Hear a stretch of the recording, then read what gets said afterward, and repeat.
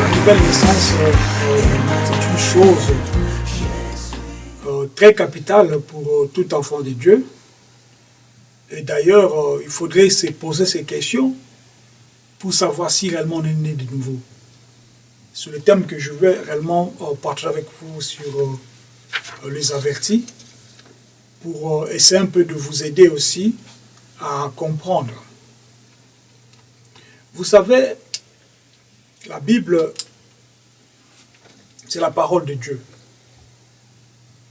Mais il faudrait comprendre ceci, que les écrits que nous voyons et la parole qui sort, ou les paroles qui en sortent, sont deux choses différentes. La parole sans esprit n'est qu'un texte de fable. Mais la parole avec esprit, c'est ça qui donne la vie au fait. La Bible appelle Yeshua qu'il est la parole de vie. C'est ainsi que nous devrions connaître cela. La nouvelle naissance, c'est une nécessité d'un chrétien. Déjà, pour deux raisons. La première, c'est lorsque tu t'engages dans cette vie chrétienne, tu dois être sûr, ou tu devras être sûr, si réellement tu es en ordre avec le Seigneur. Et puis la deuxième raison, c'est ça ne sert à rien de mentir à ta conscience. Si toi-même tu sais qu'en toi, il n'y a pas la vie de Yeshua. C'est dans ce cas, tu vas perdre ton temps. C'est-à-dire l'assurance et le temps sont deux choses très capitales dans la vie d'une personne et surtout pour un chrétien. Le but pourquoi nous sommes chrétiens, le but pourquoi nous voulons être disciples de Yeshua, c'est pour lui appartenir. Puisque si tu ne fais pas ces choix, le diable viendra avec son choix. Il y a un adage qui dit « La vie a horreur de vide ». C'est-à-dire que tu ne peux pas être neutre. Tu ne peux pas avoir... tu peux être sans position en fait. Tu dois avoir une position. Si toi-même tu n'as pas de position, et si tu ne te donnes pas à Yeshua, le diable viendra pour te proposer une position. C'est pourquoi, mets ça dans ta tête que si tu ne choisis pas le chemin de Yeshua, le diable vient, il va s'inviter lui-même dans ta vie. Puisque Yeshua dit dans le livre de l'Apocalypse qu'il se tient à la porte et il frappe. Mais le diable, dans le livre de Jean 10, la Bible dit qu'il est voleur. Il vient pour voler, donc égorger et tuer. C'est-à-dire, lui, pour lui, il n'y a pas, il n'y a pas de règle au fait. Le diable n'a pas de principe. Il cherche le moyen par lequel il peut venir dans ta vie et s'inviter dans ta vie pour te détruire au fait. C'est ainsi que lorsque tu ne fais pas une bonne décision dans ta vie, tu risques, n'est-ce pas, de perdre ta vie éternelle.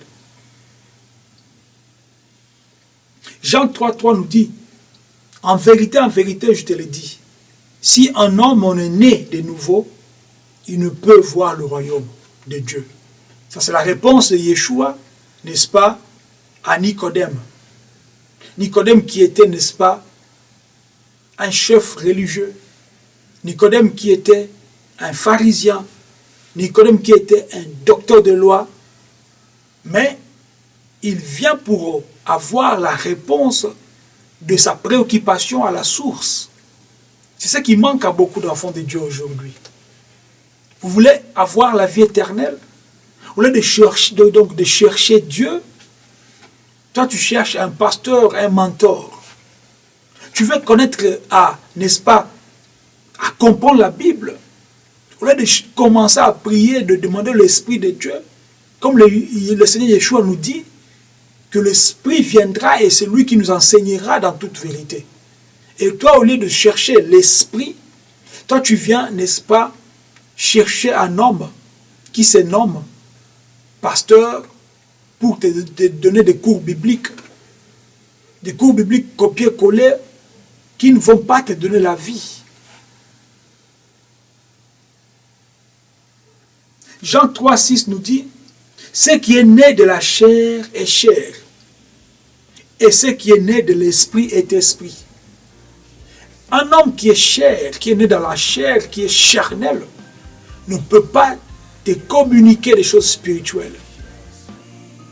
C'est pourquoi vous voyez la prolifération des églises, des assemblées qui naissent comme des champignons, puisque ça devient, n'est-ce pas, un motif de s'enrichir. Si ces gens étaient réellement honnêtes avec eux-mêmes, ils devraient avoir, n'est-ce pas, une grande église avec beaucoup des hommes, avec beaucoup de femmes de Dieu, avec beaucoup des hommes de Dieu, avec des enfants de Dieu remplis pour célébrer le nom de Yeshua. Mais tellement que c'est une affaire privée, c'est un business réellement rentable.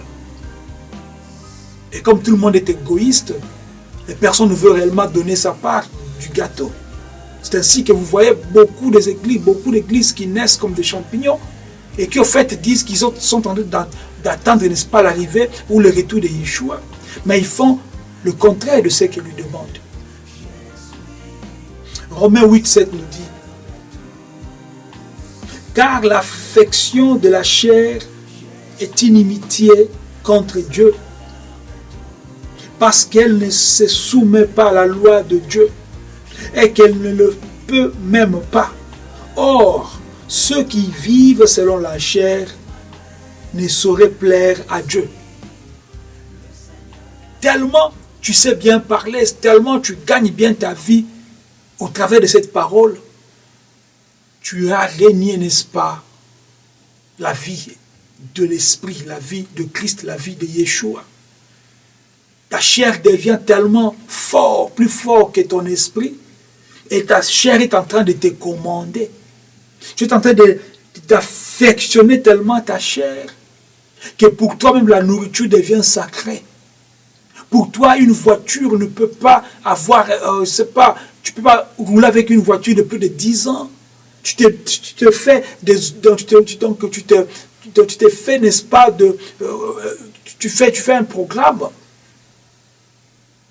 Tu essayes d'établir ta vie, de vivre ta vie comme, n'est-ce pas, un prince, un héritier, tout ça, mais à cause de la parole, grâce à l'évangile, et cet évangile que tu es en train de marchander, au lieu de te repentir et de faire réellement l'œuvre de Dieu comme lui-même te demande, toi tu te donnes le temps, n'est-ce pas, de vivre la vie de la chair, au lieu de t'affectionner aussi aux choses de l'esprit.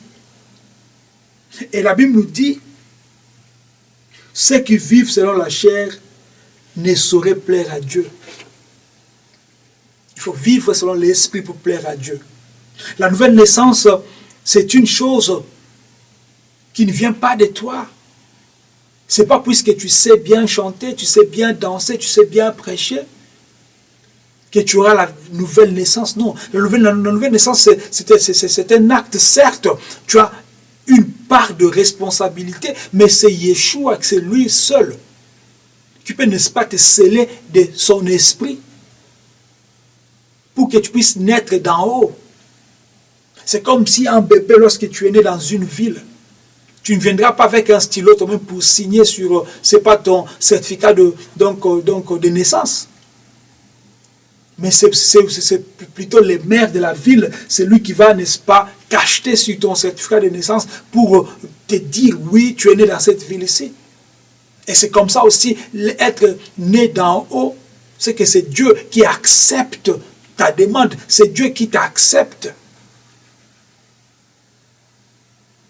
Yeshua dira que nul ne peut venir à moi si le Père ne l'attire.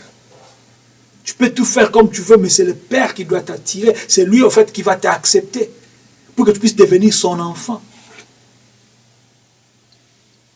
1 Pierre, chapitre 1, verset 23 nous dit, « Puisque vous avez été régénérés, non par une semence corruptible, mais par une semence incorruptible, par la parole vivante et permanente de Dieu. Si tu es réellement régénéré, tu es régénéré, n'est-ce pas, par cette sémence de Yeshua. Cette sémence qui n'est pas corruptible. Cette sémence qui, n'est-ce pas, te donne la vie, une sainte vie.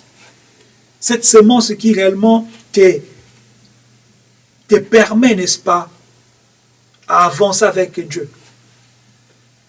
Cette semence qui, n'est-ce pas, incorruptible de cette manière que la parole de Dieu reste permanente dans ta vie. Tu commences à marcher selon la parole. Tu commences à marcher selon l'esprit. Comme Galate dit, marchez selon l'esprit et vous n'accomplirez pas les désirs de la chair. Pourquoi? Les désirs de la chair n'est-ce pas, donc, marchez selon l'esprit, vous n'accomplirez pas les désirs de la chair. Car les désirs de la chair sont contraires à ceux de l'esprit. Je répète, Galate nous dit, marchez selon l'esprit pour ne pas accomplir les désirs de la chair. Car les désirs de la chair sont contraires à ceux de l'esprit. Alors, c'est-à-dire marcher selon l'esprit. Puisque nous sommes régénérés par une semence qui n'est pas corruptible. Et cette parole vivante et permanente doit réellement habiter dans nos vies pour nous faire renaître chaque jour. J'ai toujours l'habitude de dire que Dieu nous fait sa grâce chaque jour. Il renouvelle sa bonté chaque matin. Nous devrions aussi renouveler notre amour et notre engagement chaque jour et chaque matin.